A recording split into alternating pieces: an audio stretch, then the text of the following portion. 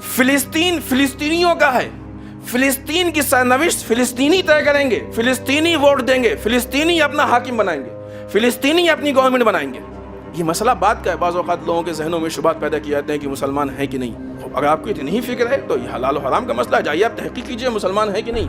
ہماری خبر کے مطابق بہت پہلے کی بات ہے، 6-7 سال پہلے کی، کہ فلسطین میں زیارت عاشورہ بھی پڑھی جاتی تھی، صدیقہ طاہرہ کے مصائب بھی پڑھے جاتے تھے، اس وقت کے حالات ہیں۔ اب تو معاملہ نے کتنا آگے بڑھ گیا ہے، یہ ہم نے یہاں پیش بھی کیا اس کے پہلے۔ کون کہتا ہے کہ فلسطین، ہاں ٹھیک ہے شاید کوئی رہے ہو نہیں معلوم، یہ کہہ رہے ہیں تو ہو سکتا ہے شاید کسی کو دیکھا، لیکن اس کے مقابلے میں اسرائیل کا ظلم، یہ ظلم دنیا پہ آیا ہے، سب جانتے ہیں کہ اسرائیل ظلم کر رہا ہے۔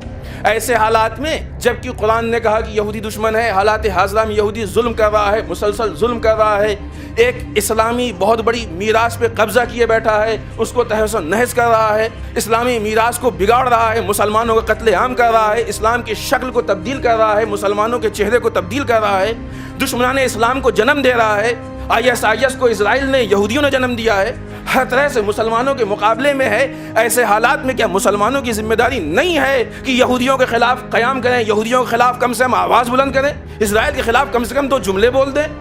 زیارت عاشورہ میں یہ کہنے والے کہ اے اہل بیت اطہار، جن سے آپ حالت صلح میں ہیں ان سے ہم حالت صلح میں ہیں، جن سے آپ حالت جنگ میں ہیں ان سے ہم حالت جنگ میں ہیں۔ زیارت عاشورہ کوئی منتر نہیں ہے کہ پڑھ کے ختم ہو جائے، زیارت عاشورہ اہل بیت کے درس کا نام ہے۔ پڑھنے کا تقاضا یہ ہے کہ زیارت عاشورہ پہ عمل کرو۔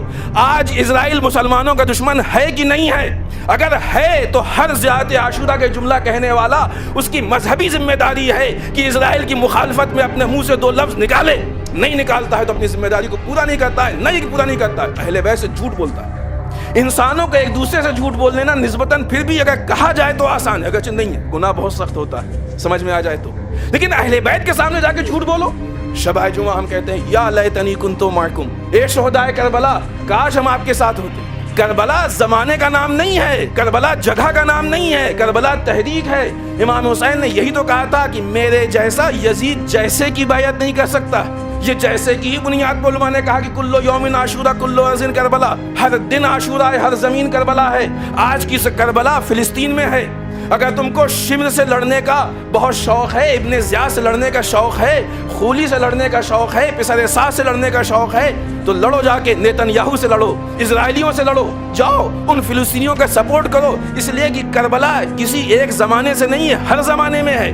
آج کی کربلا فلسطین میں ہے، آج کی کربلا یمن میں ہے، آج کی کربلا عراق میں ہے، آج کی کربلا سیریا میں ہے۔